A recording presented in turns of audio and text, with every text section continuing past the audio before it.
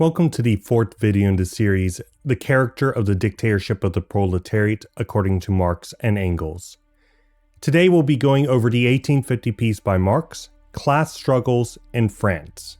I've subtitled this Workers' Councils, Basis of Organic Workers' State. In this text, Marx talks about a variety of topics, but mostly about the developing class struggle that occurred in what would later explode into the Paris Commune of 1871. Marx discusses the variety of tactics utilized by the bourgeois state apparatus in order to suppress the will of the people and trick them, with all of the tactics used nearly 200 years ago still in use today, and I will be implementing some of those things in terms of discussion when we talk about foundations of communist organizing, at least the PowerPoint series. In the face of the tactics the bourgeoisie utilized, therefore, Marx explains what to look for in a proletarian movement and the actions the dictatorship needs to take. Fundamentally, you can tell a counter-revolutionary movement in that they will actually rise when the bourgeoisie let them do so effectively unabated, since the bourgeoisie know their class interests and the threats to them.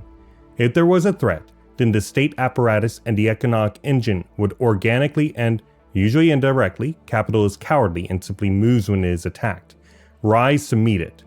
Most particularly, they will withhold finance to attempt to stop any movement in their first salvo. However, in the case that this does not work to strangle the movement in its infancy, the bourgeois state will necessarily turn to terrorism, the dictatorship of the bourgeoisie with its mask fully removed in response to the proletariat recognizing their class enemies and demanding their own dictatorship, and the complete destruction of the bourgeois edifice. This is because the bourgeois state is, ultimately, an organic order which adheres to legal formalism only until that formalism threatens the bourgeois order, at which point it is immediately abandoned. And for this reason only, associations which harmonize with the ruling class are accepted.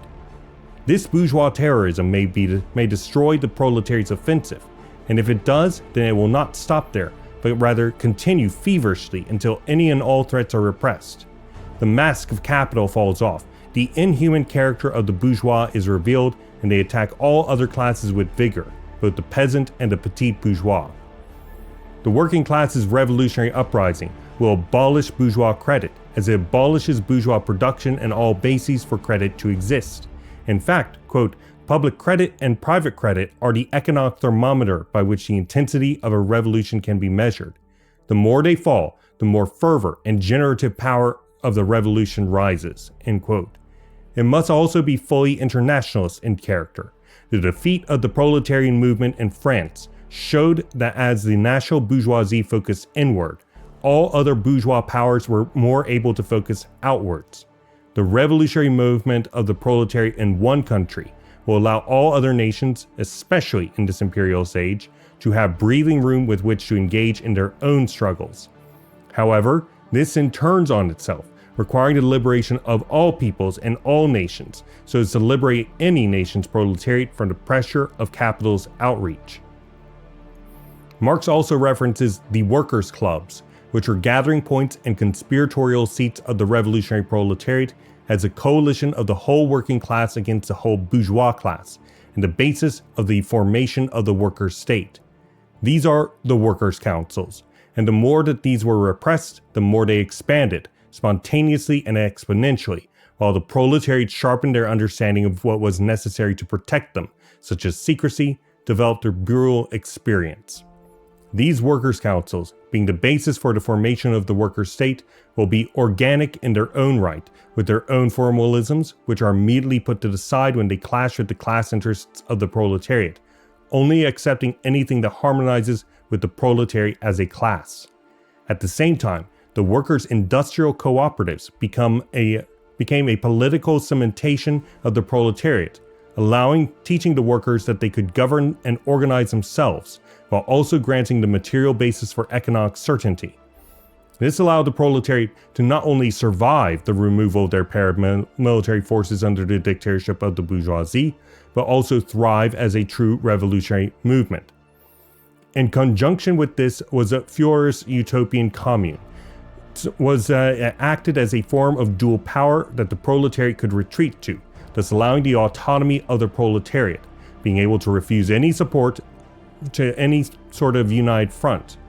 In this case with the revolutionary bourgeoisie, until it committed, as they saw the possibility of pushing the movement beyond the pay bourgeois aim set at that revolutionary movement. The Commune could support the proletariat materially to some degree, but militarily as terrain to organize and hold stock of arms, ammunition, food, and so on, and allow the proletariat to both stand their ground and have confidence in their ability to fight. Finally, Marx expresses a reminder of the fundamental principles of revolutionary socialism, which the proletariat rally around. 1. The permanence of revolution. 2. The class dictatorship of the proletariat as the necessary transit point to the abolition of class distinctions generally. 3. The abolition of all relations of production on which class distinctions rest. 4. The abolition of all the social relations that correspond to these relations of production. And 5. The revolutionizing of all ideas that result from these social relations. In short, the dictatorship will 1. Abolish credit and bases for credit to exist, such as bourgeois production and the ways that it reproduces itself. 2. Be internationalist and spread rapidly, or the quote-unquote domino theory so feared in the Cold War. 3. Be based around the workers' clubs, workers' councils, or whatever formation allows for the direct struggle of the workers in their class interests. 4. Be organic, and any formalisms there will be abandoned whenever they come into conflict with the needs of the development of socialism, recognizing and only harmonizing with stuff that is good for the proletariat regardless of what is written anywhere. And finally, 5. Have principles which will at least involve a demand for a permanent revolution, which will abolish all relations of production on which class distinctions rest, and with all social relations corresponding to those relations of production, and from there all ideas in society that emerge out of those social relations. A complete revolution of the productive forces and relations of production, and a superstructure that rises out of them. And that is my summary of the 1850 piece by Marx, Class Struggles in France.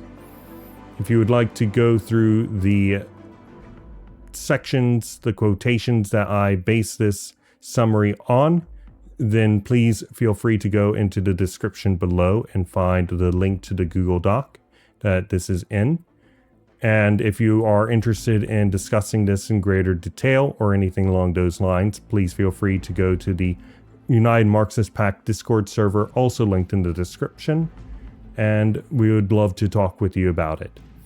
Anyway, tomorrow we will be going over the 1852 piece, Marx's letter to Wedemeyer, March 5th. A section that was in the preface, as you might recall. Thank you for joining me for today's topical summary, and I hope to see you tomorrow.